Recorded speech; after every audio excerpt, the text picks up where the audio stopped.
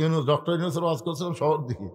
এ ওয়াজ করতে আপনার ওই তার মধ্যে আমি বলছিলাম ঠ্যাঙ্গা মারাও কম না। তারপরে আমার কাছে গেছিল এরা আমার বাড়ি, যাই বল হুজুর ওয়াজ করে তো টাকা ভালোই কামাই করেন হুজুর, কি কি করবার পারছেন, কি করবার পারছেন? আমরা এনজিও, আমরা দাতা সংস্থা, আমরা মানুষকে দান করি হুজুর, মানুষকে বাড়ি ঘর বানিয়ে দিই, এ করি সে করি, আমরা হলাম দাতা সংস্থা। ওরে বাবারে, ওরা বলে দাতা সংস্থা। তখন আমি বললাম ভাই তোমরা আমার কাছে আসছে তখন একটা গল্প শোনো।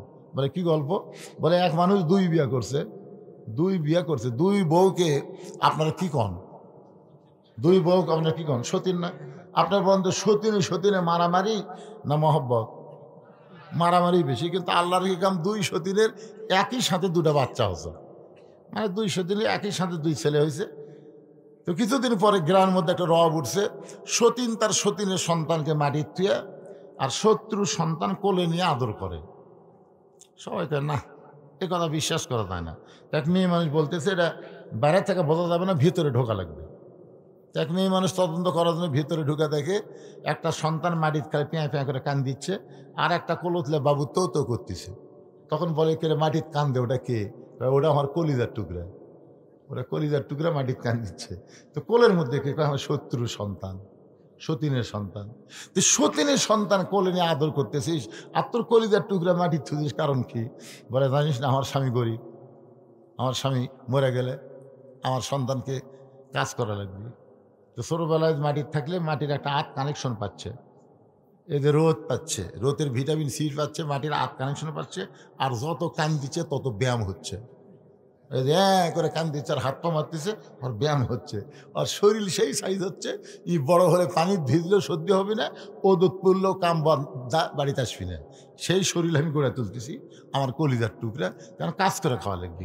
আর এক কোলের মধ্যে নিয়ে আমি লুলে বানাচ্ছি, লুলে খালি ই যেন হাঁটতে না পারে, ই রোদে দিল আমার রোদ লাগবে, পানি পড়লে যেন সর্দি হয়। এই জন্য আমি কোলতলে আদর করতেছি। এটা আসলে মূলে আদর নয়। আজকে এই যে এনজিওগুলো আমাদেরকে যে সহযোগিতা করতেছে, এগুলো কি আসলে সহযোগিতা? এগুলো আমাদের ইমান আমল হরণ করার চেষ্টা করতেছে। জনগণ কথা ঠিক কিনা? দরকার হলে ইহুদি, খ্রিস্টান, বৌদ্ধ, ভারতের হিন্দুদের থেকে আমরা ফিরে আল্লাহর কাছে আসবো। ফালিয়াবুদু রাব্বা হাযাল বাইত আল্লাযী আত'আমাহুম মিন জু'ইন ওয়া আমানাহুম মিন খাউফ। আল্লাহর ঘরের আমরা ইবাদত করব, আল্লাহর ইবাদত করব, নামাজ পড়ব, যাবতীয় রিজিকের ব্যবস্থা করবেন কে? বিশ্বাস করে বলেন, করবেন কে? আল্লাহ। আর সমস্ত ভয় ওই ভারতের যতই পরিকল্পনা থাক, যতই চেষ্টা করুক, বাংলার 1 ইঞ্চি মাটি দখল করতে পারবে না।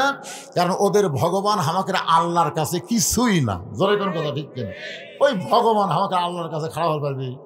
ভগবানের কি আছে রে? ভ বাদ দিলে গবানের অর্থ নাই।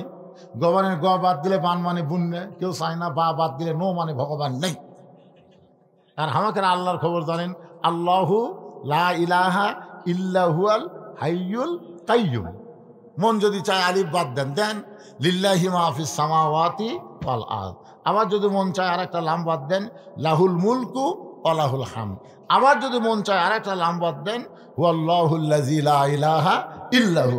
আপনারা বলেন তো, আমাকে আল্লাহর সব কিছু বাদ দিলে আল্লাহ বাদ করছে? আমরা সে আল্লাহ বিশ্বাস করি। ওই কয়েকদিন 2 দিন আগে মিঠুন চক্রবর্তী, যাকে আমরা ফাটা কেষ্ট করি, ধরে কেন কি কেষ্ট? ফাটা কেষ্ট। এই শালা ফেসবুকে স্ট্যাটাস দিয়েছে বাংলাদেশ দখল করতে নাকি 15 দিনও লাগবে না।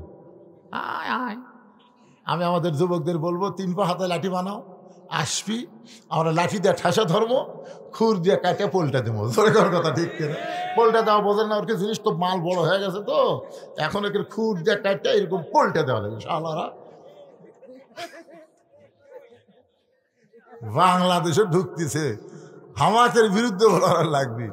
আল্লাহ ভাগ্য করে আমরা একটা ইউনুস পাইছি। ধরে কারণ কি ভাই, ইউনুস বোঝেন না? আপনার ইউনুস বোঝেন না? বিপদের সময় কোন দোয়া পড়বেন? ইউনুস নবীরে খাইল মাছেতে গিলিয়া, ফেরেশতা পাঠাইলেন আল্লাহ ইসমে আজম দিয়া।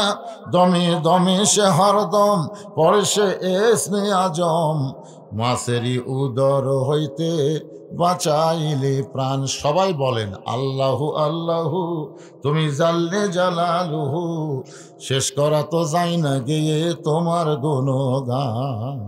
খারাপ ছিল না ভালো ছিল? এক বাক্যে বলেন তো, ভালো না খারাপ? কে তদন্ত করছে? এক দলীয় তদন্ত করছে ভাই। তদন্ত করে ভালো মানুষগুলোকে ফাঁসির কাস্তে ঝুলাই দিল। আল্লাহর নবী বললেন, তোমরা যদি চাও তাহলে আমার সঙ্গে তদন্তে অংশগ্রহণ করতে পারো। নবী আমার সামনে সামনে, প্রত্যেকটা সাহাবী পিছনে পিছনে রওনা দিলেন। কারণ নবী যখন সামনে চলবে, নবীর সামনে কেউ যাবার পারবে। কোরআনে আল্লাহ বলেছেন, আমার নবী যখন কথা বলবে, নবীর মুখের ওপর কেউ কথা বলতে পারবে না। নবী যখন রাস্তা চলবে, নবীর সামনে কেউ রাস্তা চলবে না। বর্তমানে বাংলাদেশে কোনো নবী নাই, কোনো আলেম ওলামা যদি আপনারা দেখেন রাস্তায় চলতেছে, যদি আপনি সামনে চলেন, আলেমকে দেখার সঙ্গে সঙ্গে যদি মনে করেন এখন তো আর নবী নাই, আল ওলামা ওয়ারাসাতুল আমবিয়া, আলেমরা হলো নবীদের ওয়ারিস, আমি হুজুরের সামনে যাব না, দরকার হলে হুজুরের পিছনে পিছনে যাব। রাসূল বলে, একটা আলেমকে সম্মান করে আলেমের পিছনে যদি 2টা কদম তুমি হাঁটতে পারো, আল্লাহ খুশি হয়ে তোমাকে 2টা জান্নাতের মালিক করে দিবে। ইন্নামা ইয়াখশাল্লাহ মিন ইবাদিহিল উলামা। আল্লাহ কোরআনে বলেছেন, বান্দা সমূহের মধ্যে আলেম বান্দারাই সবচাইতে আল্লাহকে বেশি ভয় করে। নবীও আলেমদের পক্ষে, আল্লাহ আলেমদের পক্ষে। খালি হাসি না? মুদির কথা শুনে আলেমদেরকে যে হারে নির্যাতন করছে, হারে আল্লামা সাইদুল হুজুর কিন্তু বাঁচাই থাকতো ইনশাল্লাহ। আপনারা দেখেননি যেদিন তাকে জেল থেকে হাসপাতাল নিয়ে, সেদিন যে একটা হাসি দিয়েছে, আমার মোবাইলে ভিডিও করে রাখছে, ওটা আমি লোড করে রাখছি। এই হাসি দেখলে মনে হয় একটা জান্নাতি হাসি, জোরে কার কথা ঠিক কিনা? এইরকম হাসি দিয়ে যে লোকটাকে নিয়ে গেল।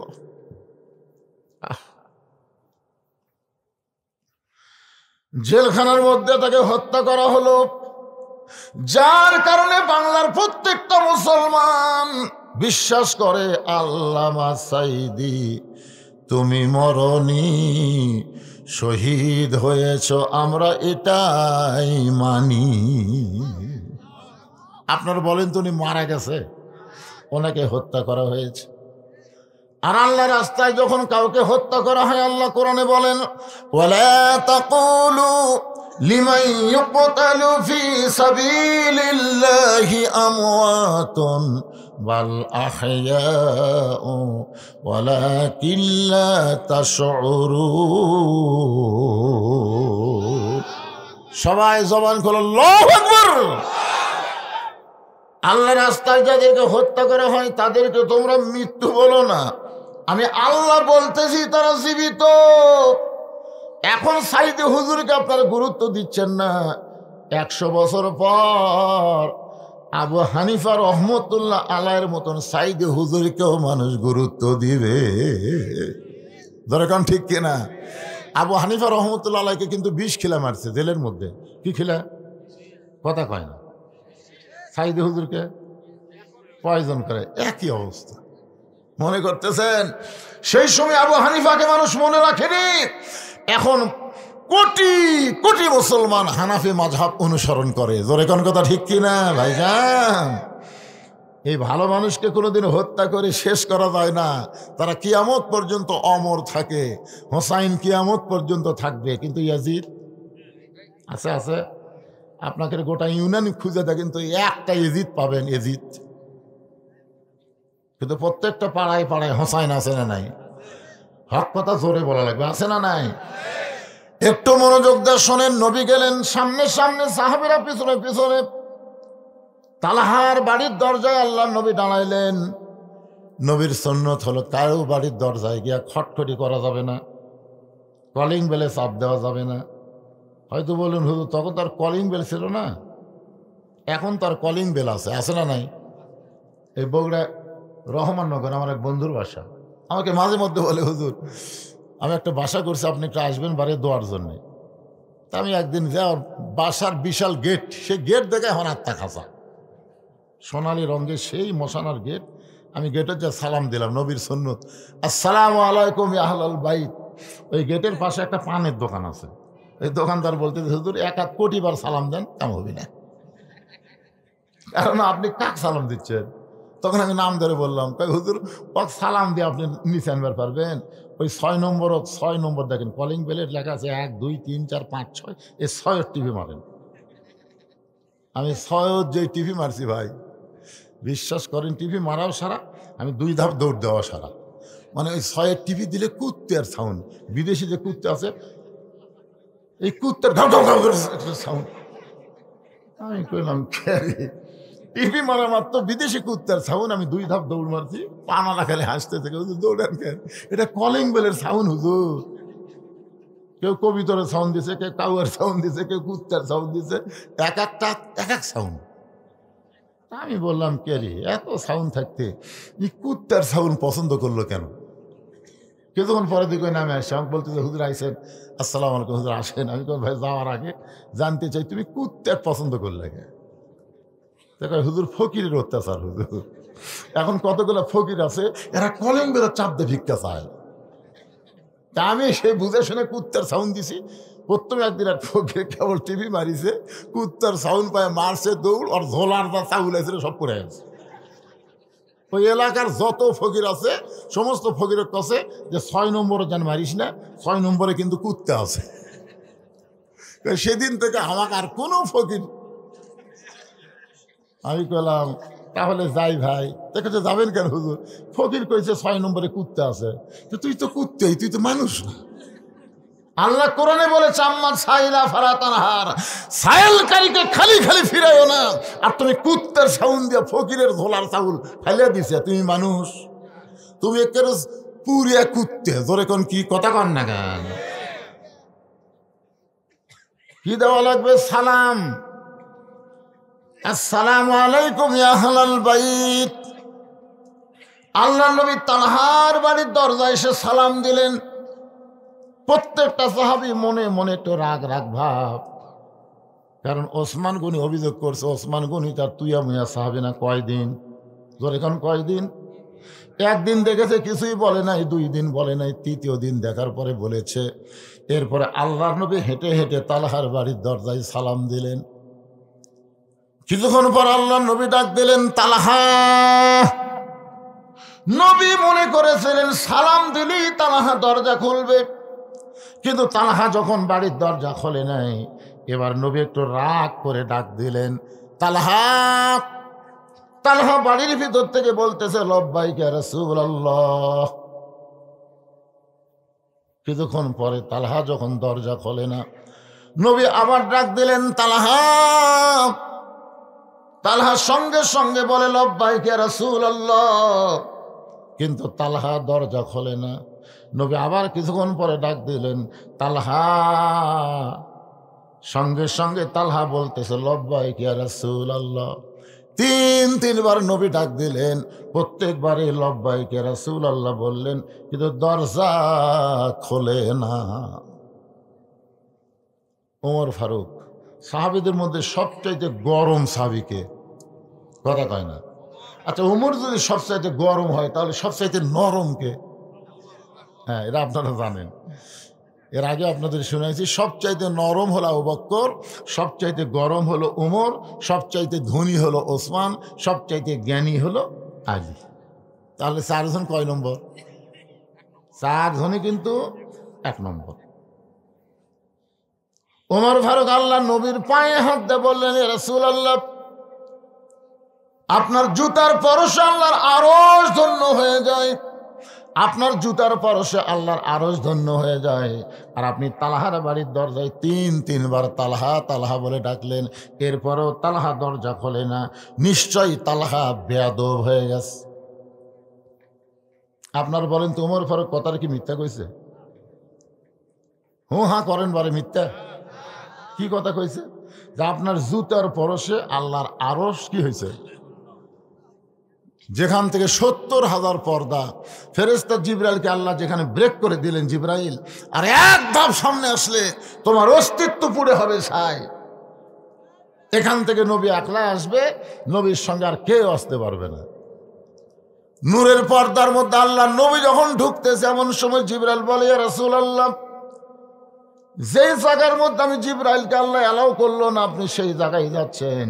আপনি জমজমের কূপের পানি দিয়ে ওযু করার সময় আপনার পায়ে যে জুতা জোড়া আছে, এই জুতা কি আপনি পায়ে দিয়েই যাবেন না জুতা খুলবেন? নবী বলতেছে, জিবরাইল ভাই, আল্লাহর সঙ্গে মেরাজ করতে এসে আমার জুতা খোলার কথা মনেই নাই। তুমি যখন মনে করে দিলে, উপর হয়ে নবী যখন পায়ের জুতা খুলতে যাবেন, এমন সময় আরশ থেকে আওয়াজ আসলো, নবী গো, জিবরাইল আপনাকে চিনে না, যার কারণে জুতা খুলতে আপনাকে চিনি। আমার আরশে আজিম দামি হতে পারে, কিন্তু আপনার জুতার চাইতে দামি নয়। লিল্লাহু আকবার। আমার আরশে আজিম দামি হতে পারে, কিন্তু আপনার জুতার চাইতে দামি নয়। উমর ফারুক বলে, রাসূলুল্লাহ, আপনার জুতার পরশ আল্লাহর আরশ ধন্য হয়ে যায়।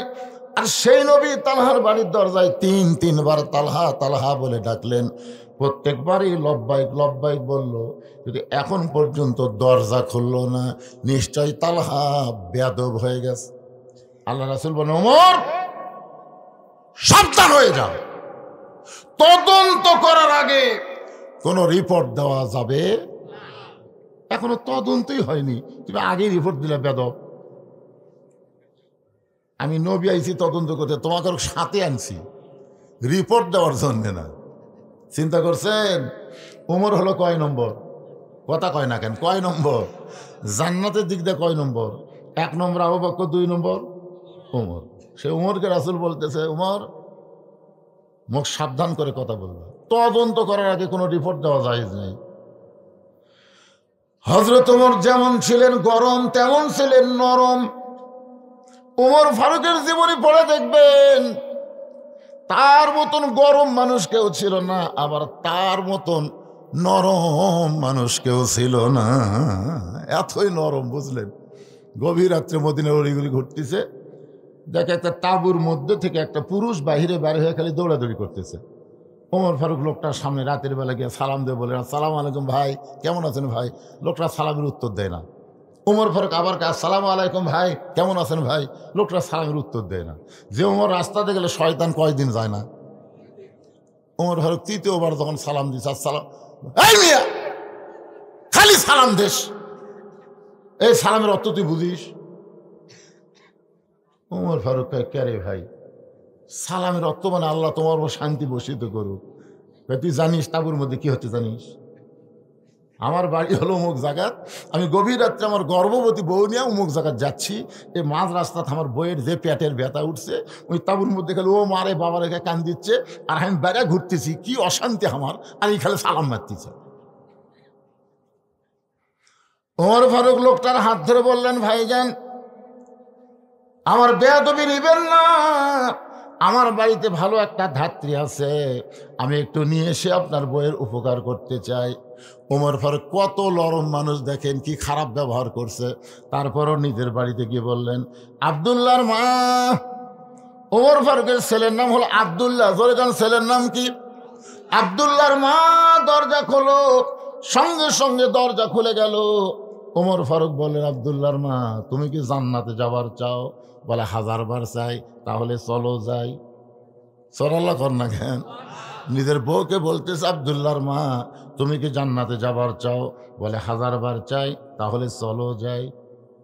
এই জিনিস লিয়া চলো, এই জিনিস মানে একটা সন্তান ধরবার গেলে যে যে জিনিস লাগে, সেইগুলো জিনিস লিয়া রওনা দাও। হযরত ওমর ধাত্রীকে নিয়ে এসে, নিজের বউকে নিয়ে এসে তাঁবুর উল্টা পিঠটা ভিতরে ঢুকায় দিল। আর লোকটাকে বলতেছে, ভাই ধৈর্য ধারণ করো, ধৈর্য ধারণ করো। লোকটা বলতেছে, তুমি তো সেই ব্যক্তি যে পর পর 3 বার আমারে সালাম দিছা, আমি সালামের উত্তর না দিয়া তোমার সঙ্গে খারাপ ব্যবহার করলাম, তারপরেও তুমি আমাকে কত সুন্দর বলতেছে ধৈর্য ধরো। এমন সময় তাঁবুর ভিতর থেকে আওয়াজ আসতেছে, ইয়া আমিরুল মুমিনিন, আপনার বন্ধুকে বলেন তার বিবিও সুস্থ আছে, সন্তানও সুস্থ আছে। যেই বলছে আমিরুল মুমিনিন আপনার বন্ধুক বলেন, ওই লোকের তখন অবস্থা কি? হায় হায় হায় হায়, আপনি হযরত উমর, আয় আয়, আপনি রাস্তাতে গেলে শয়তান 40 দিন যায় না, আর সেই লোকটার সঙ্গে এত খারাপ ব্যবহার করলাম, আমারে আপনি শাস্তি দেন। ওমর ফারুক চোখের পানি নিয়ে লোকটাকে বুকের মধ্যে নিয়ে বললেন, ভাইজান তুমি শুধু বলো, আমার দায়িত্ব আমি পালন করেছি। আমি যতদিন সাহাবী ছিলাম ততদিন আমি গরম ছিলাম, যেদিন থেকে মদিনার খলিফা হয়েছি সেদিন থেকে আমি আর গরম না, আমি নরমের চাইতেও বেশি নরম হয়ে গেছি। তাহলে হযরত ওমরের মধ্যে যেমন গরম ছিল তেমনই নরম ছিলেন।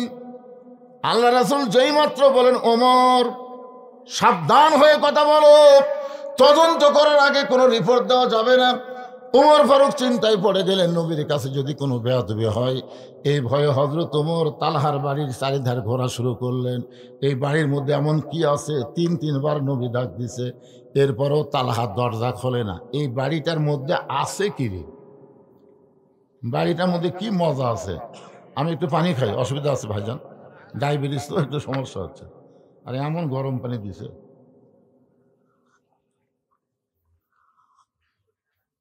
একটু জিকির করেন লা ইলাহা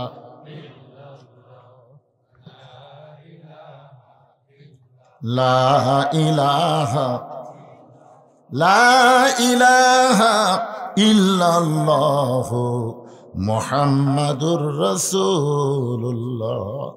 নবী 3 বার ডাকছে। কয়বার? প্রত্যেকবারই কি করছে? প্রত্যেকবারই জবাব দিছে। কিন্তু দরজা কেন খুললো না? এই বাড়িটা কেমন বাড়ি নিজের চোখে দেখার জন্য হযরত ওমর ঘুরে ঘুরে দেখতেছে। হঠাৎ প্রাচীরের ফাটল দিয়া তাকায় দেখে বাড়ির মধ্যে একটা খুঁটির সঙ্গে একটা ছোট বাচ্চাকে রশি দিয়া বেঁধে রাখছে, যেমন গরু ছাগল বেঁধে রাখে, ঠিক এইভাবে বেঁধে রাখছে। ওই বাচ্চাটা খালি বাবা বাবা বাবা বাবা বলে কাঁদতেছে। ওমর ফারুক চমকে গেল, এই কি মানুষ নাকি রে? কচি মাসুম বাচ্চাকে রশি দিয়ে বেঁধে রাখছে, আর বাচ্চাটা বাবা বাবা বলে কাঁদতেছে। এরপরও তালহা তার সন্তানের রশি খুলে দেয় নাই। এই দৃশ্য দেখার পরে হযরত ওমর আল্লাহর নবীর কাছে এসে দাঁড়িয়ে গেছে। এমন সময় তালহা দরজা খুলেছে। সুবহানাল্লাহ বলে। আল্লাহ রাসূল বললেন, তালহা তোমার বিরুদ্ধে 1 নম্বর অভিযোগ হলো, পরপর 3 দিন ফজরের সালাম ফিরানোর সঙ্গে সঙ্গেই তুমি বাড়ির দিকে দৌড় দাও। 2 নম্বর অভিযোগ হলো, আমি নবী 3বার তোমাকে ডাক দিলাম, প্রত্যেকবারই লব্বাইক বললা, কিন্তু দরজা খুলতে এত দেরি কেন করলা? এমন সময় ওমর ফারুক বলে, ইয়া রাসূলুল্লাহ, এই তালহার বিরুদ্ধে আমার একটা অভিযোগ আছে। রাসূল বলে, তোমার আবার কি অভিযোগ? বলে, বাড়ির চারিধার ঘুরতে গিয়ে ফাটল দিয়ে দেখতে পাই তালহা তার কচি মাসুম বাচ্চাকে রশি দিয়ে খুঁটির মধ্যে বেঁধে রাখছে। সঙ্গে সঙ্গে রাসূল বললেন, তালহা তাহলে সর্বসাকল্যে তোমার বিরুদ্ধে অভিযোগ হলো 3টা। ধরে বলেন কয়টা? 1 নম্বর অভিযোগ হলো সালাম ফেরানোর সঙ্গে সঙ্গে বাড়ির দিকে দৌড় দাও। 2 নম্বর অভিযোগ হলো আমি নবী 3বার তোমাকে ডাক দিলাম, প্রত্যেকবারই লব্বাইক বললা, কিন্তু দরজা খুলতে কেন দেরি করলা? 3 নম্বর অভিযোগ হযরত ওমর করেছে, তোমার কচি মাসুম বাচ্চাকে তুমি রশি দিয়া খুঁটির মধ্যে বেঁধে রাখছো। মাইকালা ভাই নাই, প্রতিদ্বন্দ্বী একটু বেশি হচ্ছে, দেখো তো কম যায় নাকি। আল্লাহ রাসূল বলেছেন, বড়দেরকে সম্মান করো। রাসূলের হাদিস, বড়দের কি? আর সমবয়স্কদের মহব্বত করো, আর ছোটদেরকে স্নেহ করো। আমার কথা কি বুঝতে পারলেন? বড়দের কি করা লাগবে, আর ছোটদের স্নেহ করা লাগবে, দয়া করা লাগবে। আপনারা বলেন তো, আল্লাহর নবী ছোট বাচ্চাদের যে দয়া করছে, আমরা করবার পারবো? ঈদের দিনে নবী ইমামতি করবি, মাঠত যাচ্ছে সুন্দর কাপড় পরে, এমন সময় দেখে ইহুদির একটা বাচ্চা ধুলাত খালি গড়াগড়ি দিচ্ছে আর কান দিচ্ছে। ইহুদির বউ সাইটে লুকে আছে, কয়েকদিন আগে ওই বাচ্চার বাপ মরে গেছে। ইহুদির বিবি চিন্তায় পড়ল, মুসলমানের নবী নাকি। ওয়ামা আরসালনাকা ইল্লা রাহমাতাল লিল আলামিন। আল্লাহ তাআলা বলেছেন আমাদের নবীকে বিশ্ব জগতের কি রহমত। তো দেখি তো আয়াতটা সত্যি কিনা, এটা যাচাই করার জন্য মাও লুকে আছে গাছের আড়ালে, আর বাচ্চাকে ফেলে দেখেছে ধুলার ভিতরে। ওই ছোট বাচ্চা খালি বাবা বাবা বলে কাঁদতেছে।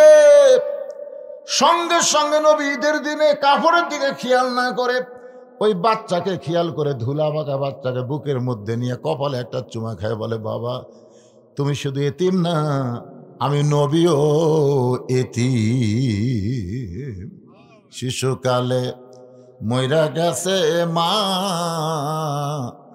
গর্ভে থাকতে মরছে পিতা, আমি চোখে দেখলাম না। কে করিবে লালন পালন, কে দিবে সান্ত্বনা, এই দুনিয়ার বড় এতিম নবী ছিলেন একজনা। মাথার পাগড়ি দিয়া ইহুদির বাচ্চার গায়ের ধুলা যখন নবী মুছে দেয়, এমন সময় মা চিৎকার করে বলে, ও মুসলমানের নবী, আজ থেকে শুধু আপনি মুসলমানের নবী না, আজ থেকে আপনাকে আমি নবী হিসাবে স্বীকার করে নিলাম। জোহরের নামাজের প্রথম রাকাতে নবী 3 বার সুবহান রাব্বিল আলা বলেছে। প্রথম রাকাতের প্রথম সেজদায় কয়বার? 3 বার সুবহান রাব্বিল আলা বলেছে। দ্বিতীয় সেজদার নবী তোলে না। 100 বার সুবহান রাব্বিল আলা সাহাবীরা পড়ছে, কিন্তু নবী সেজদা তোলে না। দ্বিতীয় রাকাত ঠিকই বলেছে, তৃতীয় রাকাত ঠিকই বলেছে, চতুর্থ রাকাত ঠিকই পড়াইছে, কিন্তু প্রথম রাকাতের দ্বিতীয় সেজদা এত লম্বা। নামাজ শেষ হওয়ার পরে হযরত ওমর বলতেছে, ইয়া রাসূলুল্লাহ, দ্বিতীয় রাকাতে আপনি এত লম্বা সেজদা দিলেন, আমরা 100 বারের বেশি সুবহান রাব্বিল আলা বললাম, এরপরেও আপনি সেজদা তোলেন না, কারণ কি? বলে তোমরা সবাই যখন সেজদায় ছিলে, এমন সময় আমার 2টা ছোট্ট নাতি হাসান হোসাইন আমার পিঠের উপর চড়ে বসলো, আমার পিঠের উপরে চড়ে বসলো।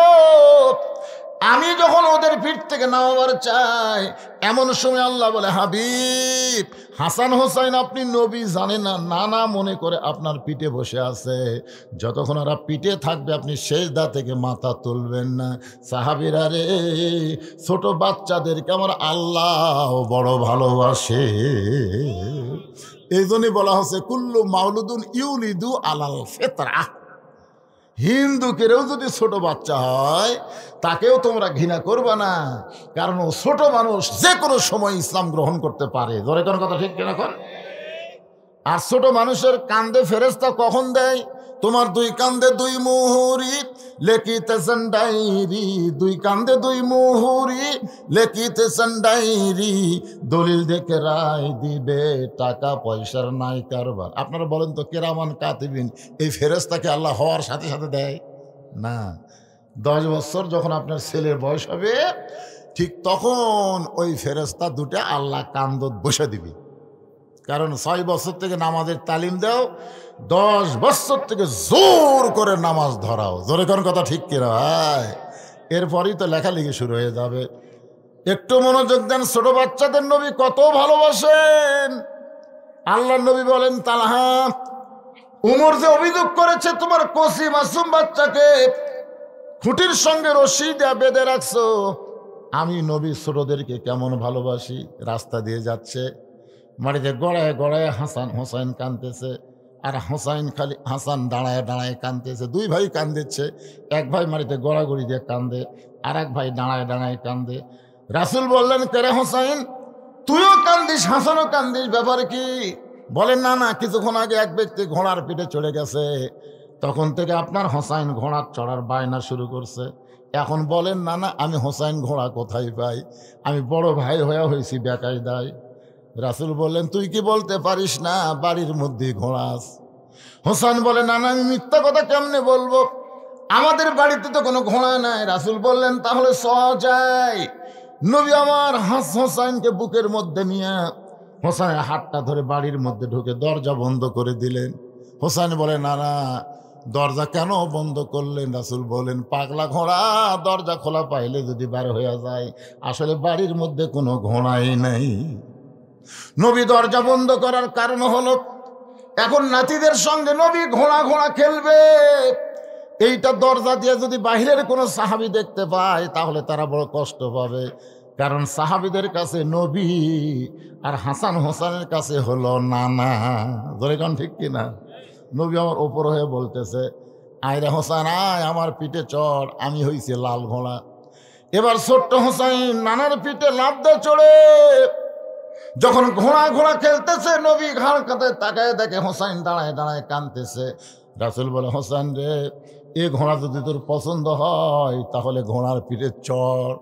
এমন কথা বলেছে, এই ঘোড়া যদি তোর পছন্দ হয় তাহলে ঘোড়ার পিঠে চড়। এবার হোসাইনও নানার পিঠের উপরে চড়েছে। কিছুক্ষণ পরে হাসান বলতে, হোসেন ভাই, এত সুন্দর ঘোড়ার পিঠে আমরা দুই ভাই চড়েছি, তাকায় দেখো ঘোড়ার মুখে কিন্তু লাগাম নাই, ঘোড়ার মুখে কিন্তু লাগাম নাই। সঙ্গে সঙ্গে নবী আমার এক টানে মাথার পাগড়ি খুলে ওই পাগড়ি মুখের মধ্যে ঢুকায় দিয়া দুইটা মাথা হোসাইনের হাতে দিছে। হোসাইন লাগাম মনে করে এত জোরে হ্যাঁচকা টান মারছে, নবীর গালসির মধ্যে লাগামটা ওই পাগড়িটা ঢুকে গেছে। একটু দূরে ছিল মা ফাতেমা, একটু দূরে ছিল মা ফাতেমা। এই দৃশ্য দেখার পর আর সহ্য করতে পারে না, এক দৌড়ে এসে হাসানকে ধাক্কা দিয়ে হোসেনকে মারছে সর। দুইটা বাচ্চা যখন কাঁদতে কাঁদতে দুই দিকে চলে যায়, এমন সময় নবী আমার এতিমের মতন দাঁড়ায় কাঁদতেছে। নবীকে ফাতেমা বলে, বাবা, আমার দুইটা সন্তান বড় বেয়াদবি করেছে বাবা। বাবা গো, আমি বুঝতে পারি নাই, আপনি এদেরকে মাফ করে দেন। রাসূল বলে, ফাতেমা, দুইটা সন্তান কোনো বেয়াদবি করেনি মা, বরং তুই আমার কলিজায় আঘাত করলি, তুই আমার কলিজায় আঘাত করলি। ফাতেমা বলে, বাবা, আমি আপনার কলিজায় কেমনে আঘাত করলাম? রাসূল বলে, ফাতেমা, তুই কি আমার ভিতরের কলিজা কোনোদিন দেখছিস মা? ফাতেমা বলে, বাবা, ভিতরের কলিজা কেমনে দেখবো? রাসূল বলে, ফাতেমা রে, আমার কলিজা হলো হাসান হোসাইন, আমার হাসান হোসেনকে যে কষ্ট দেয় ওই কষ্টটা লাগে আমার কলিজায়। রাসূল বলে, তানহা, আমি ছোট বাচ্চাদেরকে, সে মুসলমান হোক নাতি হোক আর ইহুদির বাচ্চা হোক, সব বাচ্চাকে আমি নবী স্নেহ করি, দয়া করি, ভালোবাসি। আর তোমার কচি মাসুম বাচ্চাকে তুমি কেন খুঁটির সঙ্গে রশি দিয়ে বেঁধে রাখছো?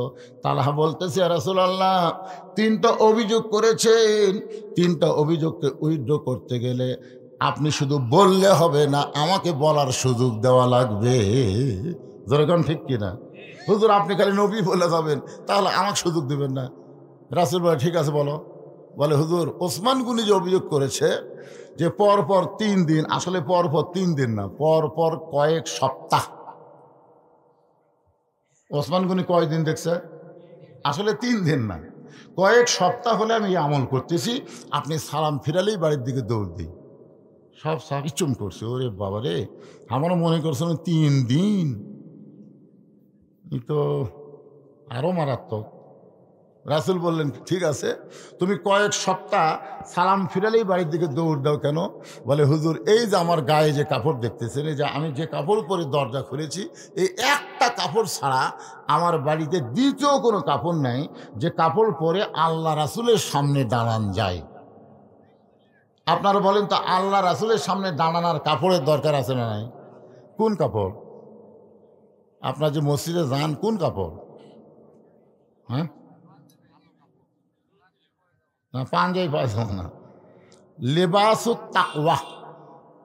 যেই পোশাক পরলে আল্লাহর ভয় কলিজার মধ্যে থাকে, সেই পোশাক পরা লাগবে। এমন একটা টাইট ফুল প্যান্ট পরছে, তারপর একটা এই টিকনা ঢাকা একটা শার্ট গাউত দিছে। আপনি বলেন তো, টাইট ফুল প্যান্ট, টিকনা ঢাকা শার্ট গাউত দিয়ে রুকুর থেকে যখন শেষ দাঁত গেছে, ওর যে ভিতরের যন্ত্রগুলো আছে বাইরে থেকে বোঝা যায় না, পিছন দিকে টেপা হয়ে ফুলে ওঠে, কথা কন না কেন ভাই? ওর 2 নম্বর কাতারে যাই আছে, ওই যন্ত্র দিকে মুখ পড়ার সাথে সাথে তো কেবলা পরিবর্তন হয়ে গেছে। এই জন্যে শার্ট গাউত না দিয়ে যদি পাঞ্জাবি পরতেন, পাঞ্জাবি পরলে ওইটা যদি টেপার লাল ফুলে ওঠে, পাঞ্জাবি যদি পাশার উপর পড়ে আর দেখা যাবে। এই জন্যে লেবাসুত তাকওয়া, এমন একটা পোশাক পরা লাগবে যেই পোশাক পরে আল্লাহ নবীর সামনে দাঁড়ানো যায়, তালহা বলতেছে ইয়া রাসূলুল্লাহ, আমি মাটির একটা গর্ত করেছি, মাটির একটা গর্ত করে যেমন তেমন কাপড় পরায়া আমার বউকে মাটির গর্তের মধ্যে নামায় দেই, বউকে মাটির গর্তের মধ্যে নামায় দিয়ে এই কাপড় পরে আপনার পিছনে ফজরের নামাজ পড়তে যাই। ওগো আল্লাহর নবী, ফজরের নামাজ পড়ার পরে যদি আপনার আলোচনা আমি শুনতে চাই, তাহলে আমার বইয়ের ফজরের নামাজ নষ্ট হয়ে যাবে। এই জন্য এক দৌড়ে এসে আমি যেমন তেমন কাপড় পরে এই গর্তের মধ্যে নামি, আর এই যে কাপড় পরে দরজা খুললাম, এই কাপড়টা আমার বউকে আমি দিয়ে দিই। আমার বউটা এই কাপড় পরে যখন আল্লাহর নামাজ পড়ে আল্লাহর কাছে কাঁদতেছে, এমন সময় আপনি এসে আমাকে তালাহা তালাহা তালাহা বলে ডাকতেছেন। ওগো আল্লাহর নবী, প্রত্যেকটা ডাক কিন্তু আমি লব্বাইক বলেছি, কিন্তু আমি দরজা খুলতে পারি নাই, কারণ এমন একটা কাপড় আমার পরনে ছিল যে কাপড় পরে দরজা খুলতে শরম লাগে। ওগো আল্লাহর নবী, আমার বউকে আমি টান দিয়ে হেঁচকা দিয়ে গর্তের মধ্যে নামাবার পারি না, কারণ বউটা তখন আল্লাহর কাছে, জোরে কনকার কাছে। আমার দরজায় নবী ডাকতেছে, বউটা আল্লাহর কাছে ধর্ণা দেয়া হাত তুলে মোনাজাত করে কাঁদতেছে। যখন আমার বউটা নামাজ শেষ হয়ে গেল, মোনাজাত শেষ হয়ে গেল, আমি বউটাকে গর্তের মধ্যে নামায় দিয়া যেমন তেমন কাপড় পেঁচাইয়া ওই বইয়ের শরীর থেকে কাপড় করে সেই কাপড় পরে আপনার জন্য দরজা খুললাম। এই কারণেই দরজা খুলতে আমার দেরি হয়ে গেছে। রাসূল বলল, তালহারে, এক উত্তরে দুইটা অভিযোগ খণ্ডন হয়ে গেল। সুবহানাল্লাহ বলেন না কেন?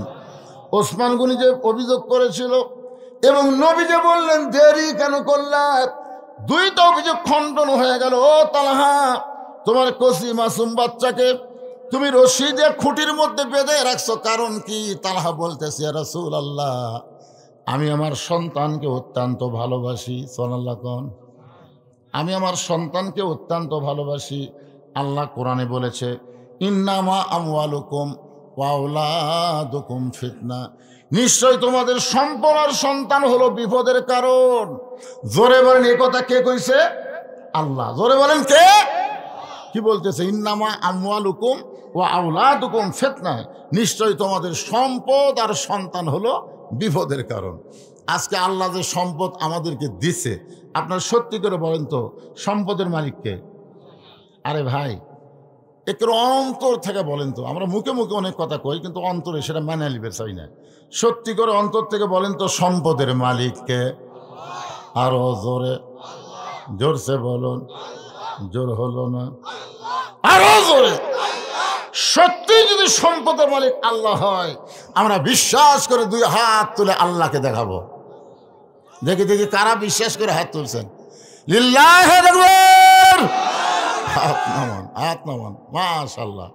তাহলে আপনাদের পকেটে যে টাকা আছে, এই টাকার মালিককে? এখন আল্লাহ যদি মালিক হয়, আল্লাহ নবীর এতিম মাদ্রাসায় একটা করে কোরআন শরীফ আপনাকে দেওয়া লাগবে। কয়জন ছাত্র আছে এখানে? কয়টা?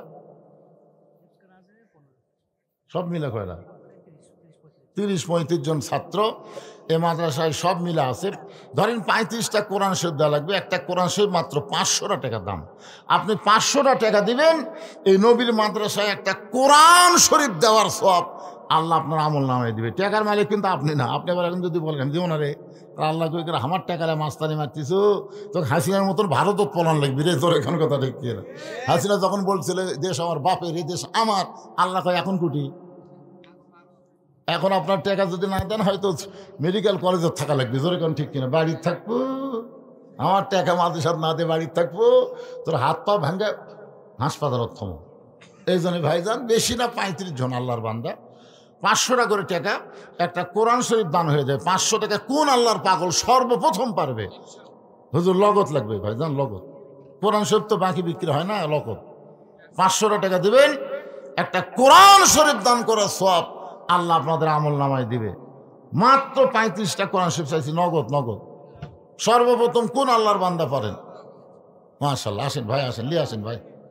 আরে আল্লাহ, আল্লাহ পৃথিবীর সর্বশ্রেষ্ঠ দান নবীর এতিম মাদ্রাসায় একটা কোরআন। আমার ভাইজান সর্বপ্রথম সর্বপ্রথম কোরআন শরীফ বাবদ একটা 500 টাকা দান করেছে, আল্লাহ তার দানকে কবুল করেন। আল্লাহুম্মা আমিন। কি নাম বাবু?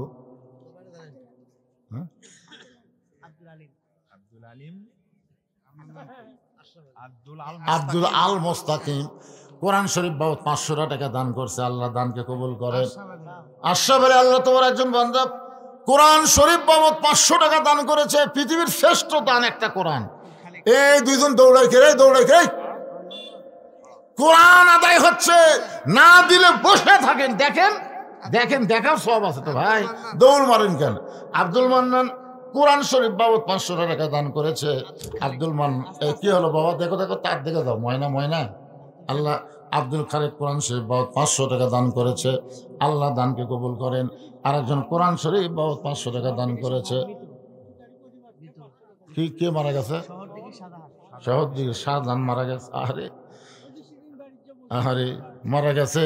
তার পক্ষ থেকে কোরআন শরীফ বাবদ 500 টাকা দান করলো, আল্লাহ তার কবরকে জান্নাতের টুকরা বানায় দেন। আপনাদের বাপ মা যদি কবরে যায়, বাপ মার জন্য দেন। আব্দুল সালাম কোরআন শরীফ বাবদ 500 টাকা দান করেছে, আল্লাহ দানকে কবুল করেন। আনোয়ার হোসেন কোরআন শরীফ বাবদ 500 টাকা দান করছে। বাপ মা মারা গেছে, বাপ মা কবরে গেছে, বাপ মার জন্য একটা করে কোরআন শরীফ দেন ভাই, একটা করে কোরআন দেন। আল্লাহ বাবার জন্য কোরআন শরীফ বাবদ 500 টাকা দান করেছে, আল্লাহ দানকে কবুল করেন। আল্লাহ নেক নিয়ত নিয়ে গেছে পড়া, আল্লাহুম্মা আমিন। 500 টাকা দান করেছে কোরআন শরীফ বাবদ, আল্লাহ দানকে কবুল করেন। মোফাজ্জল ভাই কোরআন শরীফ বাবদ 500 টাকা দান করছে। একে দিল মিঞ্জু। মিঞ্জু আল্লাহ কোরআন শরীফ বাবদ 500 টাকা দান করেছে, আল্লাহ দানকে কবুল করেন। আপনার কি মেয়ে মানুষ বসার ব্যবস্থা করছেন? সেটা কোন সাইডে? তো ওটি তোরা দেওয়ার জন্য লাফাচ্ছে, কিন্তু ওটি যাবি কে? ওটিকে আদায়ের লোক আছে, লোক আছে। ও মা মারে মারে, মা খাদিজার সঙ্গে যেন আল্লাহ জান্নাত দেয়। কোরআন শরীফ বাবদ 500 টাকা দান করবেন। বাপ মা যাদের কবরে গেছে, একটা কোরআন দান করলে বাপ মার কবর আল্লাহ জান্নাতের টুকরা কে দিল? নাম বলে নাই, নাম বলে নাই। আমার এক ভাই কোরআন শরীফ বাবদ 500 টাকা দান করেছে, আল্লাহ দানকে কবুল করেন। আল্লাহুম্মা আমিন। হ্যাঁ, সবার থেকে আসেনি, কুটি গেছে। আচ্ছা না, দিয়ে করে কোরআন শরীফ দিয়ে পারবি না, এদিকে হয়তো দান করে পারবি। 500 টাকা সবার আছে, তাই 200 টাকা, 100 টাকা, 300 টাকা, 400 টাকা দান করবি। কোরআন হলো 500, আর দান 200, 100 যাই পারেন সবাই দান করবেন এই মাদ্রাসায়। যদি নগদ না পারেন, বাকি আলু দেন। আলু লাগালে, আপনারা আলু লাগাছেন? এবারে কিন্তু আলুর দাম কমবি রে। মানে আমি যত জায়গা যাচ্ছি, শিবগঞ্জের কোনো জমি আর ফাঁকা নাই ভাই। আলু আলু, হাই রে আলু রে।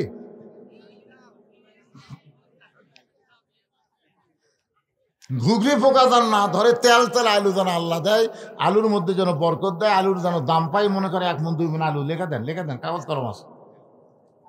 হ্যাঁ, 100 টাকা, এরকম 100 টাকা যারা দিবেন এরা দান। এ সাইডে দান থাকবে। আল্লাহ তোমার একজন বান্দা কোরআনের মাহফিল 100 টাকা দান করছে, আল্লাহ দানকে কবুল করেন। আল্লাহুম্মা আমিন। আপনার দেখেন তো, এটি যে কোরআন শরীফ যে করে চাইছিলাম সে করে পাওয়া গেছে নাকি দেখেন। আল্লাহর একটা কোরআন শরীফ 500 টাকা দান করছে। আমি 35টা চাইছি, 35টা দিয়ে করা হলো। আল্লাহ 35 জন আল্লাহর বান্দাকে একটা করে কোরআন শরীফ দান করার মতন ইমানি শক্তি দান করো। যাদের বাপ মা কবরে গেছে, বাবা কান্দে, মা কান্দে, কবরে শুয়া, দেখলি না রে দরদের বেটা একবারও আসিয়া। আপনাকে এখন বাড়ি যাবেন, নিচে তোষক, উপরে কম্বল ল্যাপ, আর আপনার বাপের কবরের খবর কি বাবা? কেবল 14টা হচ্ছে, 35টার মধ্যে 14টা হচ্ছে। 15 নম্বর কোন আল্লাহর বান্দা পারেন? কত টাকা কত দিকে কত হালে চলে যায়। নবীর এতিম মাদ্রাসায় দান করিলে দুনিয়া এবং আখিরাতে আল্লাহ দিয়ে দেয়। আল্লাহ দুনিয়ার কথা বলেছে, ওমা তুনফিকু মিন শাইইন ফি সাবিলিল্লাহি ইউওয়াফা ইলাইকুম ওয়া আনতুম লা তুজলামুন। আল্লাহ বলে, বান্দারে তুই হলো ফকির, আমি হলাম ধনী, এরপরে আমার কোরআনের জন্য যখন দান করে দিলি, মনে করিস না তোর টাকা নিয়ে আমি আল্লাহ গায়েব হব, বরং তোকে দুনিয়াতে আমি 10 গুণ ফিরাইয়া দিব। আল্লাহর কোরআনের কথা। সুবহানাল্লাহ বলেন না কেন আপনারা? এটা কি আমার কথা? ইউওয়াফা ইলাইকুম মানে কি? তোমাদেরকে ফিরে দেওয়া হবে। তোমরা দিবা 10, আমি দিবা 100। এটা দুনিয়াতে ফেরত, আর দান করার কারণে আল্লাহ জান্নাত দিবা। সকি হাবিবুল্লাহ দানকারী আল্লাহর দোস্ত। বাবা মার জন্য একসঙ্গে 2টা কোরআন বাবদ 1000 টাকা দান করছে, তাহলে হয়ে গেল কয়টা? 16টা হয়ে গেছে। এরা ধরছে, এটা ধরেননি, এটি একটা আছে ভাই, হয় না? এটি একটা আছে, হ্যাঁ হ্যাঁ, 17টা হয়ে গেছে, 17টা হয়ে গেছে। 18 নম্বর কে পারেন একটা কোরআন শরীফ জানতো দেখি? পৃথিবীর সর্বশ্রেষ্ঠ দান নবীর মাদ্রাসা একটা কোরআন, নবীর এতিম মাদ্রাসা একটা কোরআন দেবেন, বাচ্চারা হাতত করলে পড়বে। আপনি কোথায় যাবেন? সেখানে সব পাবেন ভাই। যান দেন দেন দেন, কবিতরের মতন বাক বাকুম করে পড়বে রে। এই মাদ্রাসার বাচ্চারা দেখেন এক ওয়াক্ত নামাজ বাদ নেয়, ঠান্ডার মধ্যে উজু করে নামাজ পড়ে, শেষ রাত্রে কোরআন পড়ে। আর সেই মাদ্রাসা গরিব হালতে থাকবে, দেখে মাদ্রাসার জানলা নাই। যে ঘরে বসলাম দেখি জানলা নাই। এই নবীর এতিম মাদ্রাসায়, এতিম ঘরে, নবীর ঘরে একটা ঠাই দেওয়া, ঠাই জানলা দেওয়ার মতন কোন আল্লাহর বান্দা আছে যে হুজুর আমি একটা জানলা লাগা দেবো? হুজুর আমার বাড়ির জানলা আছে আর নবীর ঘর জানলা নেই। হুজুর আমার মনে খুব কষ্ট লাগতেছে, হুজুর আমি একটা ঠাই জানলা দেবো হুজুর।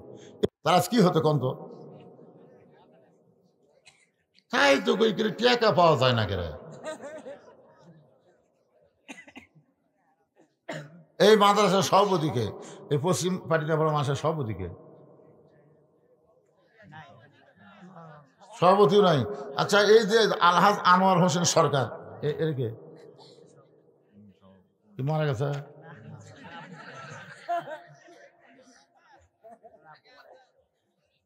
তো নাম আপনার দিলেন সভাপতি, তাই মাহফিলে তো আসবে না, তার নামের উপর থেকে কি? আচ্ছা সহ সভাপতি এই রেজাউল করিম উনি আছেন? আপনি একটা ঠাই দেন তো, একটা ঠাই দেন তো, এই দিক দিয়ে বাগান থেকে সমস্যা করে বাতাস ঢুকে পারে। মাশাআল্লাহ দিবে লিল্লাহ আকবার। নবীর মাদ্রাসার একটা ঠাই জানলা করে বলেন মারহাবা। আজকের মাহফিলের সভাপতি সবাই বলেন জিন্দাবাদ। আল্লাহ মাদ্রাসা একটা জানলা দিছে, তার আপনজন যারা কবরে গেছে তাদের কবরে একটা জান্নাতের জানলা খুলে দাও। জোরে কোন আমিন, জোরে বলে আল্লাহ আমিন। আমার ভাইকে আল্লাহ বরকত দেখ, রহমত দেখ, হায়দে তাইবা দান করুক, আর বেশি বেশি দান করে তৌফিক দেখ। জোরে কোন আমিন। ডক্টর শাইন কোনটা? ডক্টর শাইন আসেনি? কি ডক্টর? হোমিওপ্যাথি? হোমিও? আচ্ছা ঠিক আছে। ডক্টর শাইন কোরআন শরীফ 500 টাকা দান করছে, 18 নম্বর হয়ে গেল। একজন যুবক ভাই আফেল আর একটা কোরআন দান করে 19 হয়ে গেল। আর মাত্র কয়টা লাগবে? 19 কিন্তু হয়ে গেছে, 19 না 20, যাই হোক স্যার 20 আর মাত্র 15টা লাগবে। দেখা যাক কি হয়। মাইকের মধ্যে কি একটা মাউস এতলো না করে? মাইকের মধ্যে কে আদায় করতেছে না, আদায় করে আরেক দিকে চলে যাচ্ছে নাকি? না না, এক মাহফিলিকে মেয়েদের মতো আদায় করার কাছে সব মেয়েরা বলতেছে কিছুক্ষণ আগে তো একজন আদায় করে নিয়ে গেল। কিছুক্ষণ আগে কে নিয়ে গেল আর খুঁজা পায়নি, পরে বোঝা গেল হিরোইন কর, গাঁজা কর। এখন দেখেন তো মাইকের মধ্যে কেউ কাম সারতেছে কেনা ভাই রে?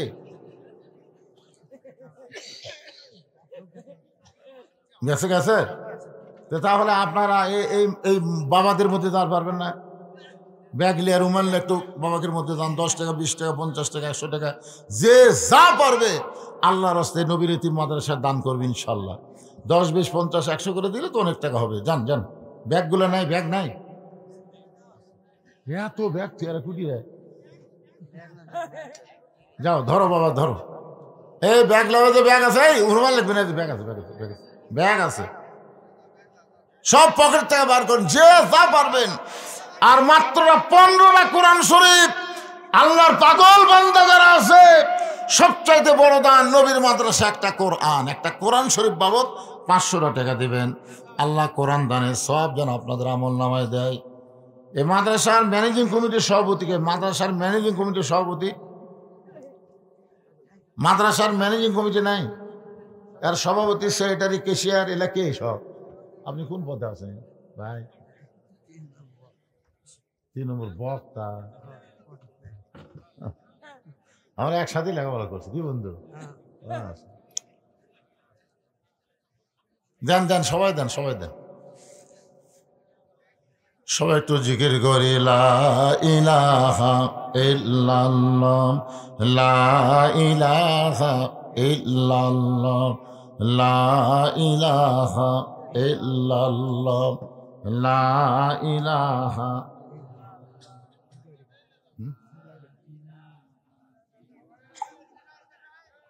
মুখ লাগলে খালি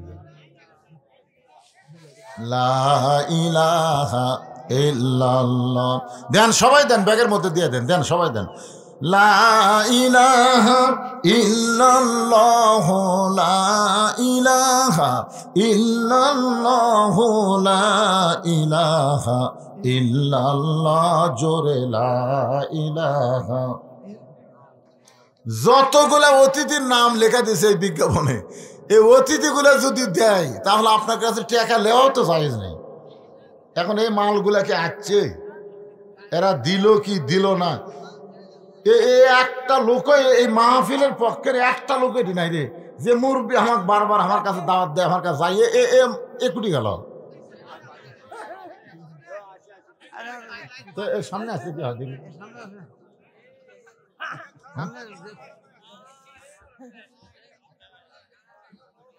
আচ্ছা ভাই, আপনি এই মাদ্রাসার কোনো পদই নেই, তুই এমনি এমনি দৌড়েন খালি, আপনি একটা জানলা দেন ভাই, একটা জানলা দেন দেবেন না? হ্যাঁ, সংসার কাজ দিছে, সংসার বলে বেটা দিয়ে দিস। আল্লাহর ধন্য বীরে দিয়া আল্লাহ আছে গায়েব হইয়া, নিজের ধন বেটাকে দিয়া নিজে গেছে ফকির হইয়া।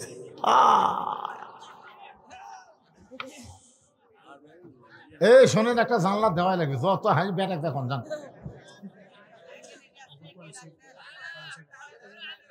মাশাআল্লাহ, আর একটা কোরআন শরীফ বাবদ 500 টাকা পাওয়া গেছে। আল্লাহ দানকে কবুল করেন, আল্লাহুম্মা আমিন। হয়ে গেছে 21টা, আর মাত্র 14টা, আর মাত্র 14 জন আল্লাহর বান্দা 500 করে টাকা দিবেন। যদি কেউ মনে করে হুজুর আমার বাপ মা দুইজনই কবরে গেছে, বাপ মার জন্য 1000 টাকা দিলাম, এরকম নিয়ত করে দান করেন বাজান। দুনিয়ার সবচাইতে বড় দান নবীর মাদ্রাসা, একটা কোরআন দান করবেন। 500 টাকা দিলি একটা কোরআন দানের সওয়াব আল্লাহ দিয়া দিবে। আল্লাহর নবী বললেন, তালহা তোমার কসি মাসুম বাচ্চাকে তুমি অত্যন্ত ভালোবাসো।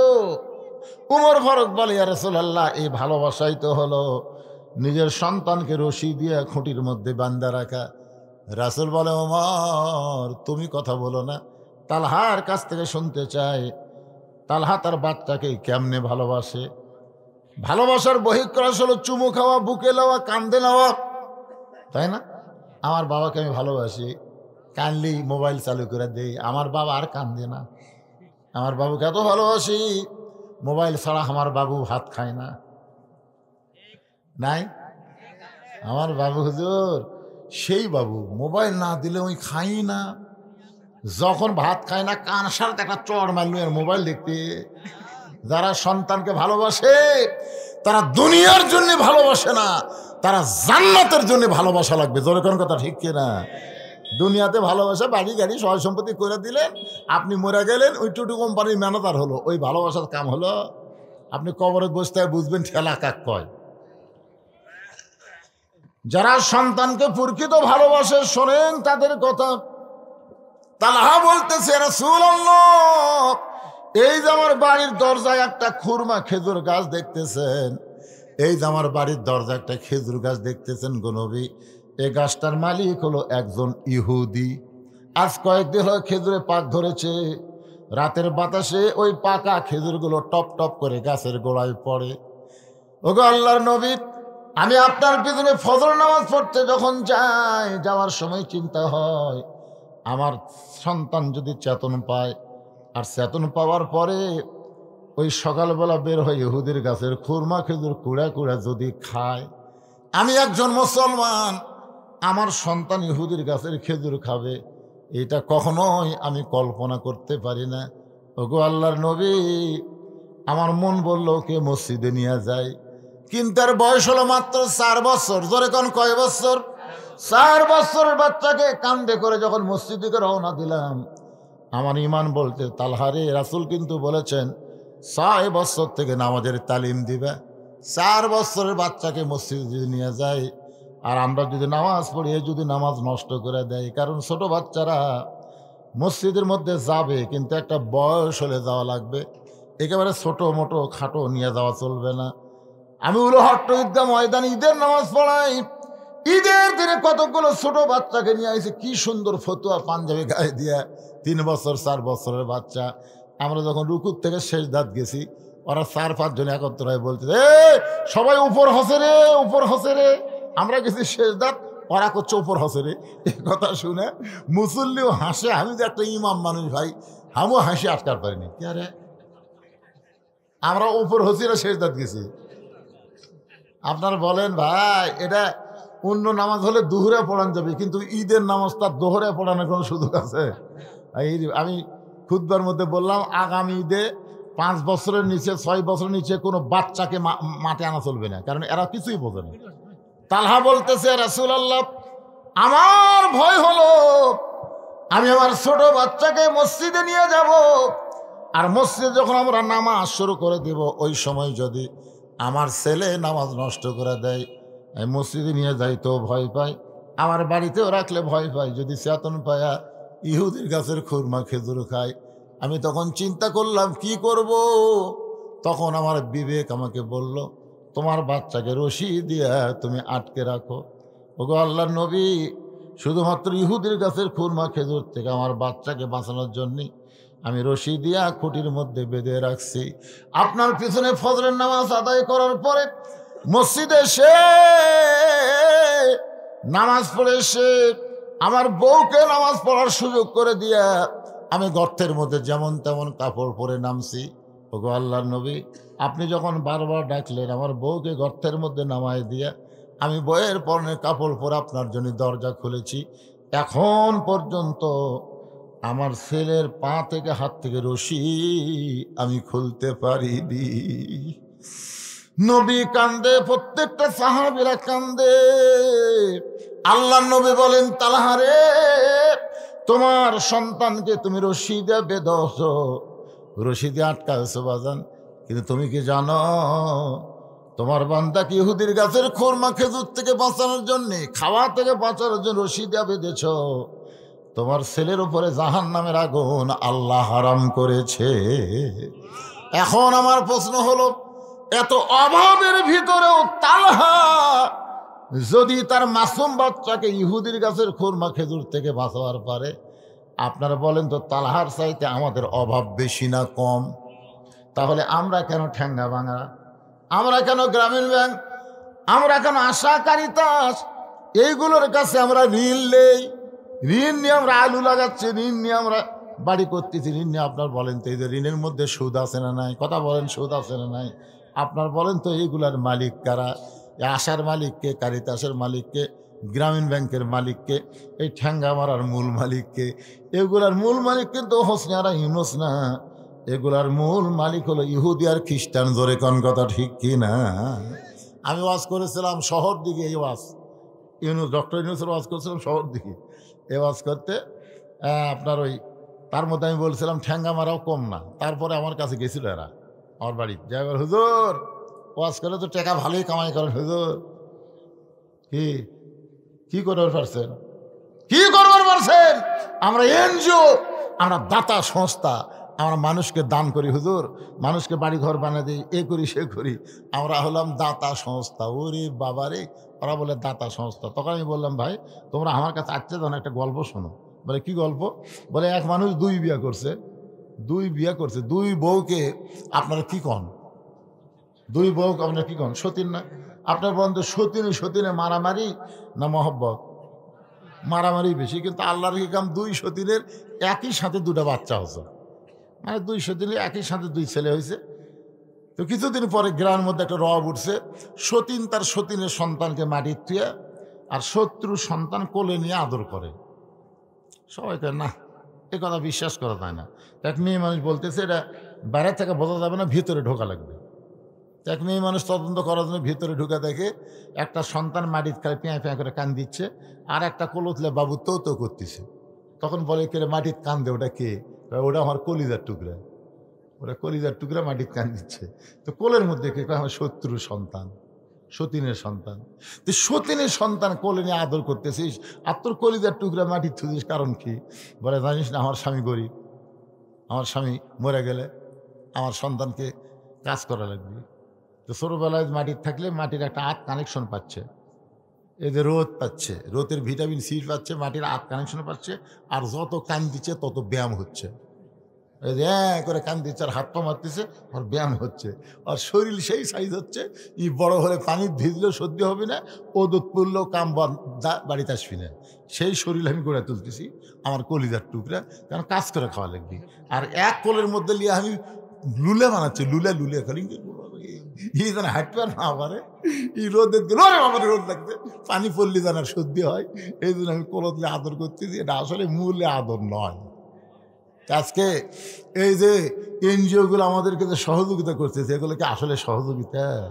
এগুলো আমাদের ইমান আমল হরণ করার চেষ্টা করতেছে। জনগণ কথা ঠিক কিনা? দরকার হলে ইহুদি, খ্রিস্টান, বৌদ্ধ, ভারতের হিন্দুদের থেকে আমরা ফিরে আল্লাহর কাছে আসবো। ফালিয়াবুদু রাব্বা হাযাল বাইত আল্লাযী আত'আমাহুম মিন জু'ইন ওয়া আমানাহুম মিন খাউফ। আল্লাহর ঘরের আমরা ইবাদত করব, আল্লাহর ইবাদত করব, নামাজ পড়ব, যাবতীয় রিজিকের ব্যবস্থা করবেন কে? বিশ্বাস করে বলেন, করবেন কে? আল্লাহ। আর সমস্ত ভয় ওই ভারতের যতই পরিকল্পনা থাক, যতই চেষ্টা করুক, বাংলার 1 ইঞ্চি মাটি দখল করতে পারবে না। কারণ ওদের ভগবান আমাকে আল্লাহর কাছে কিছুই না। জোরে কোন কথা ঠিক কিনা? ওই ভগবান আমাকে আল্লাহর কাছে খাড়া হতে পারবি? ভগবানের কি আছে রে? ভ বাদ দিলে গবানের অর্থ নাই। গবানের গ বাদ দিলে বান মানে বুননে, কেউ চায় না। বা বাদ দিলে নো মানে ভগবান নেই। আর আমাকে আল্লাহর খবর জানেন, আল্লাহু লা ইলাহা ইল্লাহুল হাইয়ুল কাইয়ুম। মন যদি চায় আলিফ বাদ দেন লিল্লাহি মা ফিস সামাওয়াতি ওয়াল আরদ। আবার যদি মন চায় আরেকটা লাম বাদ দেন, লাহুল মুলকু ওয়া লাহুল হামদ। আবার যদি মন চায় আরেকটা লাম বাদ দেন, হুয়াল্লাহুল্লাযী লা ইলাহা ইল্লাহু। আপনারা বলেন তো, আমাকে আল্লাহ সব কিছু বাদ দিলে আল্লাহ বাদ করছে? আমরা সে আল্লাহ বিশ্বাস করি। ওই কয়েকদিন 2 দিন আগে মিঠুন চক্রবর্তী, যাকে আমরা ফাটা কেষ্ট করি, যেখানে কি কেষ্ট, ফাটা কেষ্ট, এই শালা ফেসবুকে স্ট্যাটাস দিয়েছে বাংলাদেশ দখল করতে নাকি 15 দিনও লাগবে না। আমি আমাদের যুবকদের বলবো, 3 পা হাতে লাঠি বানাও, আসবি, আমরা লাঠি দিয়ে ঠাসা ধরবো, খুর দিয়ে কাটে পোলটা দেবো। জোরে করার কথা ঠিক কিনা? পোলটা দেওয়া বোঝেন না? ওর কি জিনিস তো মাল বড় হয়ে গেছে, তো এখন একে খুর দিয়ে কাটে এরকম পোলটা দেওয়া লাগবে। শালারা বাংলাদেশে ঢুকতেছে, হামাকের বিরুদ্ধে বলার লাগবে। আল্লাহ ভাগ্য করে আমরা একটা ইউনুস পাইছি। তোর এখন কি ভাই, ইউনুস বোঝেন না? আপনার ইউনুস বোঝেন না? বিপদের সময় কোন দোয়া পড়বেন? ইউনুস নবীরে খাইল মাছেতে গিলিয়া, ফেরেশতা পাঠাইলেন আল্লাহ ইসমে আজম দিয়া। দমে দমে সে হরদম পরে সে ইসমে আজম, মাছেরই উদর হইতে বাঁচাইলে প্রাণ। সবাই বলেন আল্লাহু আল্লাহু, তুমি জাল্লে জালালুহু, শেষ করা তো যাই না গিয়ে তোমার গুণগান। আল্লাহ আমাদের সবাইকে ফজরের নামাজ, বলেন সবাইকে ফজরের নামাজ জামাতের সঙ্গে আদায় করার তৌফিক দান করুক। সকলে বলে আমিন। পড়বেন না ভাইজান? সারা রাত আসনে ফজর কাদা করলে বক্তাও পিটন খাবি, মাহফিল কমিটিরাও খাবি, আপনারাও খাবেন। সারা জীবনের ওয়াজ যদি এক পাল্লায় দেওয়া হয়, আর একটা ফজরের নামাজ যদি আর এক পাল্লায় দেওয়া হয়, আপনার বন্ধু কোনটার ওজন বেশি হবে? এই জন্য আপনারা সবসময় চেষ্টা করবেন যে যেই তারিখে বিজ্ঞাপন, সেই তারিখের মধ্যেই মাহফিল যেন শেষ হয়। বগুড়ার মানুষ চালাক হবেন। কয় তারিখের মাহফিল? 2 তারিখের। এখন ঘড়ির টাকা দেখেন 3 তারিখ হয়ে গেছে। কি করবেন? আমরা 2 তারিখের দাওয়াত দিয়ে 3 তারিখে মোনাজাত করতেছি। ইস্তেগফার পড়ে, আস্তাগফিরুল্লাহ রব্বি মিন কুল্লি জামবি ওয়া তুবু ইলাইহি লা হাওলা ওয়ালা কুওয়াতা ইল্লা বিল্লাহিল আলিয়্যিল আযীম। আল্লাহুম্মা আমিন। আল্লাহুম্মা আনতাস সালাম ওয়া মিনকাস সালাম, তাবারাকতা ইয়া যাল জালালি ওয়াল ইকরাম। আয় আল্লাহ তাআলা, কত কঠিন শীতের ভিতরে টপ টপ করে নিয়র পড়তেছে। এই শীতকে উপেক্ষা করে তোমার যে সমস্ত বান্দা বান্দিরা আরামের বাড়ি ঘুমকে বাদ দিয়া কোরআন হাদিসের মহব্বত কলিজার মধ্যে নিয়ে এই জান্নাতের বাগানে বসে বসে কোরআন হাদিসের আলোচনা শোনার শেষে আমি গুনাহগারের সঙ্গে রহমতের দরজায় ফকির হয়ে দোকানে হাত তুলেছে। মেহেরবানি করে আজকের মাহফিল আমাদের সকলের হেদায়েতের জন্যে, নাজাতের জন্যে, জান্নাতের জন্যে কবুল করো। এই মাহফিলের শুরু থেকে শেষ পর্যন্ত যত আলোচনা হয়েছে আল্লাহ, এর মধ্যে যদি ত্রুটি হয়, ভুল হয়, মাফ করে দাও। এর যা হাদিয়া মঞ্জুর করো। সোনার মদিনায় নবী পাকের রওজা মোবারকে আল্লাহ কবুল করে নাও। তামাম আম্বিয়ায়ে কেরাম, আসহাবে কেরাম, তাবিঈন কেরাম, তাবিঈন কেরাম, তামাম পৃথিবীর মাটির নিচে যত মুমিন মুমিনাত শুয়ে আছে আল্লাহ, সকলের আরওয়াহ পরে হাদিয়া কবুল করো। আল্লাহ, আমরা যারা হাত তুলেছি, আমাদের জনম দুখুনি মা যাদের কবরে গেছে আল্লাহ, মেহেরবানি করে মায়ের কবর জান্নাতের টুকরা বানিয়ে দাও। বাবার বাড়িঘর সবই আছে, আমাদের যাদের অন্ধকার কবরে চলে গেছে আল্লাহ, মেহেরবানি করে বাবার কবর জান্নাতের টুকরা বানায় দাও। আমাদের দাদা দাদি, নানা নানি, আত্মীয় স্বজন, শ্বশুর শাশুড়ি যাদের কবরে গেছে আল্লাহ মাফ করে দাও। মাবুদ, এই মাদ্রাসাকে কিয়ামত পর্যন্ত কবুল করো। এই মাদ্রাসার জায়গা জমি দিয়া কবরে চলে গেছে যারা, আল্লাহ তাদের কবরকে জান্নাতের টুকরা বানায় দাও। আয় আল্লাহ, এই মাদ্রাসায় নগদে বাকিতে যারা দান করেছে, করবে, আল্লাহ সব দানগুলোকে জান্নাতের বিনিময়ে কবুল করে নাও। এই মাদ্রাসার ম্যানেজিং কমিটির সভাপতি, সহসভাপতি, এই মাদ্রাসার সেক্রেটারি, মাদ্রাসার কেশিয়ার, মাদ্রাসার মুহতামিম, মাদ্রাসার ওস্তাদ, মাদ্রাসার তালবে ইলম যাদের মাথায় পাগড়ি দেওয়া হলো, আল্লাহ সকলকেই জান্নাতি কবুল করো। আল্লাহ, এই টপ টপ করে নিয়র পড়তেছে আল্লাহ কঠিন শীতে, তোমার পাগল বান্দারা ল্যাপ তোষক বাদ দিয়ে খেড়ের মধ্যে বসে আমিন আমিন করে। আল্লাহ, আজকের মাহফিলকে জান্নাত পাওয়ার ওসিলা হিসাবে কবুল করে নাও। আল্লাহ, আমি অসুস্থ, আমার মতো যারা অসুস্থ অবস্থায় হাত তুলেছে আল্লাহ সুস্থতার নিয়ামত দান করে দাও। আমার মা বোনেরা পর্দার অন্তরালে বসে বসবাস শুনেছে, আবিদা সালেহা পদ্মাঞ্জু কবুল করে মা ফাতেমার চরিত্র দান করে দাও। গোটা বিশ্বের মুসলমানকে আল্লাহ তুমি হেফাজত করো। আমার বাংলাদেশের প্রতি আল্লাহ তুমি খাস রহমত নাজিল করো। ও দরদে আল্লাহ, যেদিন আমাদের মৃত্যু হবে দিনটা যেন জুমার দিন হয়, মাসটা যেন রমজান মাস হয়, ইমানের সাথে, ইজ্জতের সাথে দুনিয়া থেকে বিদায় নেওয়ার কালে আমাদের সকলের জবানে তুমি জারি করে দিও লা ইলাহা ইল্লাল্লাহু মুহাম্মাদুর রাসূলুল্লাহ সাল্লাল্লাহু আলাইহি সাল্লাম। আসসালামু আলাইকুম ওয়া রাহমাতুল্লাহি ওয়া বারাকাতুহু।